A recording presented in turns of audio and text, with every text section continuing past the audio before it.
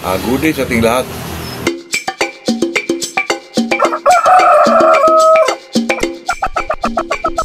Andito na naman tayo sa ating Mercado Official na channel po. Bago tayo mag-umpisa mga kaibigan, ay shout out muna tayo kay Gigi Sanchez, Arvin Lumayog, Marikina, Mark Humawan, Southern Leyte, Mario Terrillos, MMT Gimparm from Laguna, Amber, at saka kanyang lulo at Tagaloon, Bohol. Yun lang po, magandang umaga sa ating lahat mga kaibigan. Ito naman talaga sa atin ito mga kaibigan ay talagang ano lang po, chicken talk lang to. Ako ano man yung mga medyo hindi nyo naintindihan mga kaibigan o problema nyo sa manukan, baka kung may comment o ay baka masagot din natin mga kaibigan. Baka may mga idea din tayo na nakakatulong sa inyo. Ito naman sa atin mga kaibigan ay talagang palagi kong sinasabi po na hindi tayo nagtuturo. Sa atin lang po ay yun lang mga ginagawa natin sa manukan mga kaibigan. Ito po kasi ito ay ilang beses ko na itong naitapik mga kaibigan na paano ba natin pag-aanin ang isang manok po. Kasi sa mga pag-aanin mga kaibigan siguro sa ang gusto sana niyang iano dito mga kaibigan, siguro sa conditioning na po, kasi ang manok naman mga kaibigan ay pinapagaan lang naman talaga yan sa during conditioning po. Kasi ang manok mga kaibigan, yung mag-maintenance ka, Inirmax, medyo mabigat yung manok na doon mga kaibigan. Medyo mabigat pa po kasi maintenance feeds lang yun. Pero pag sinasabing pag-aanin, paano pag-aanin mga kaibigan, ay siguro nag-ano ka na dyan, nag-conditioning ka na mga kaibigan. Kasi dati mga kaibigan talagang ano po, nalilito po ako kung paano pag-aanin ng isang manok. Kasi kahit anong gawin ko mga kaibigan ay talagang medyo mabigat po. Kinukontrol na lang sa tubig, kunti lang ang tubig, talagang mabigat pa rin po. Kasi ito magpagaan ka ng manok mga kaibigan, sabi ng kaibigan ko, bilad mo sa araw. Kahit ilang beses kung binilad mga kaibigan, talagang mabigat pa rin po. Kaya kung medyo talaga baguhan ka, malilito ka talaga mga kaibigan kung ano ang dapat mong gawin po. Kaya pinakasimple lang mga kaibigan. Kasi natutunan din natin ito sa mga medyo na nauna sa atin, na pag magkondisyon ka ng isang manok, pag-aanin mo ito, siyempre pag-aanin na papultuhin talaga, di ba? Kasi pag magpag-aan ka ng isang manok mga kaibigan, galing siya sa maintenance feeds, katulad ng mga inerton, mga pellets dyan, medyo bumibigat talaga yung manok. At saka hindi mo yan mawala ng tubig, lalo na, di ba? Kailangan talaga mga kaibigan, pag medyo magkondisyon ka na, iba na po ang pinapakain sa manok natin mga kaibigan. Kaya ito po ang magpagaan sa ating manok po, katulad ng mga Royal Pansy, itong King Cutter mga kaibigan, nasa gupaan. Pero talagang medyo medyo matrabaho lang mga kaibigan, kasi balatan mo itong mga pagkain na to. Kasi pag hindi mo ito balatan mga kaibigan, at talaga maraming matitira na yung mga bilog-bilog mga kaibigan, o Bisaya pa, mga liso ba mga kaibigan. Pag hindi mo yan binalatan, talaga itira yan. Pero pag binalatan mo yan mga kaibigan, talaga walang maiwan po. Tapos haluan mo ng itong tinatawag nilang mga kaibigan, itong high protein sa Thunderbird. Palagi natin ginagamit mga kaibigan, nalimutan ko yan. Mayroon naman mga high protein dyan sa mga sagupaan. Basta high protein mga kaibigan, ihalo mo ito sa 50-50 lang. Itong Royal Pansy po, kundi Royal Pansy King Cutter, napaka mga kaibigan, talagang bumubuka yung manok mo dyan mga kaibigan, bumubuka na gumagaan po. Pero kontrolin po tubig mga kaibigan, kasi pag hindi mo kinokontrol yan, medyo talagang hindi po mabawasan yung pagkabigat ng yung manok po. Kahit pagkatapos kumain mga kaibigan, mag-ano ka lang ng mga 5 to 6 dips lang po, talagang bilangin mo po para makuha mo talaga yung desired weight na gusto mo mga kaibigan. Kasi ang manok mga kaibigan, pag magkondisyon ka, tuwing magbitaw ka, timbangin mo muna mga kaibigan.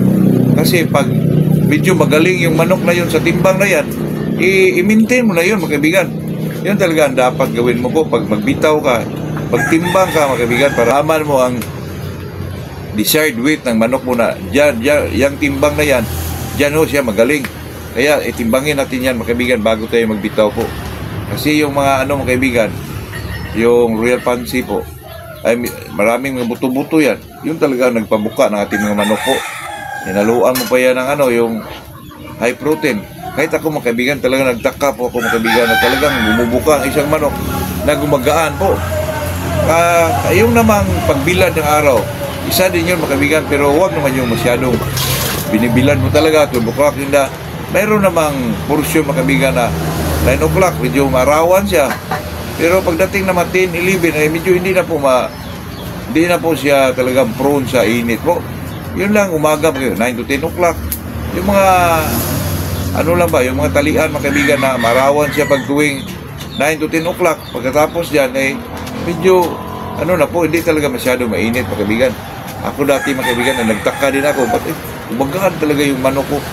Kasi nagpagaan talaga sa manok natin mga kaibigan, yung kinakain nila po.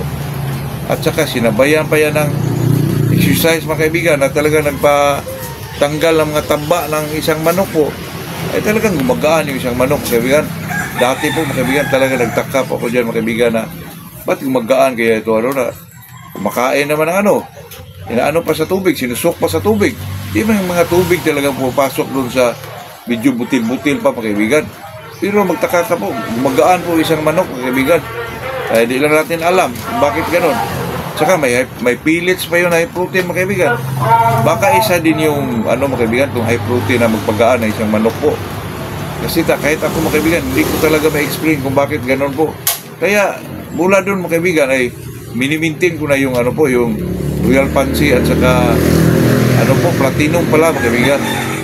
Minimintin ko na yun kahit ano pang ihalo mo dyan, dog food, wacky rots, o yung mga mga kaibigan, yung mga, siyempre pag wheat feeding ka, marami ka talaga ihalo, B22, wheat germ, yung mga ganun ba mga kaibigan, Dixos powder, lahat na yun. Saka lagyan mo pa ng karne yan na pinabuil mga kaibigan, muti na itlog. Ang dami po, kaya ako, pag video talaga, gumagamit ka ng ganung klaseng pagkain po, with feeding na yan, ay talagang video pangmalakasan talaga yan mga kaibigan. Video kung sa pa mga kaibigan, sa derby ba o sa tawag po sa Tagalog yan mga kaibigan, gitnaan ba, yung mga big fights talaga mga kaibigan. Pero kung mga lang, yung mga lang talaga, itong mga pang gilid-gilid lang tayo mga kaibigan, ay hindi na tayo gumagamit ng ganyan po kasi nandyan na yung Airborne B12, Rubicon B22. Ba't pa tayo napaka yung mga kaibigan, nakakapagod na gawin yung pag wheat feeding ka pa, magbalat ka pa mga kaibigan. Ako, okay lang yung kung medyo pang big time na yung medyo mabigat yung mga labanan na salihan mo, ay talagang hindi pwedeng mga kaibigan kasi.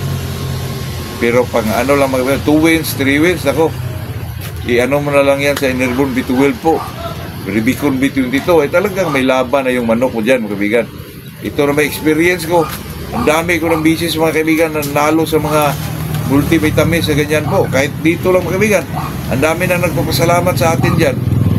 Pero advice ko, ito lang advice ko mga kaibigan, na video talaga bigatin yung labanan natin, masalihan natin, video may mga Purcax derby na, ayun talagang with feeding talaga mga kaibigan. Yung magamit na tayo ng mga Royal Pansy, Platinum, yung mga ganun ba mga kaibigan, yung lang naman talaga ang natin dyan kasi para naman may laban yung manok natin po. Ay napaka tibay ang manok mga kaibigan pag pinakain mo ng mga wheat feeding po. Nako, super magaan na. Tapos malagitik pa yung mga palo po. Yun lang mga kaibigan, hindi lang tayo masyado tumanggal dito kasi baka naman sabihin pa naghambog pa tayo po. Ayun lang po mga kaibigan, magandang umaga sa ating lahat po.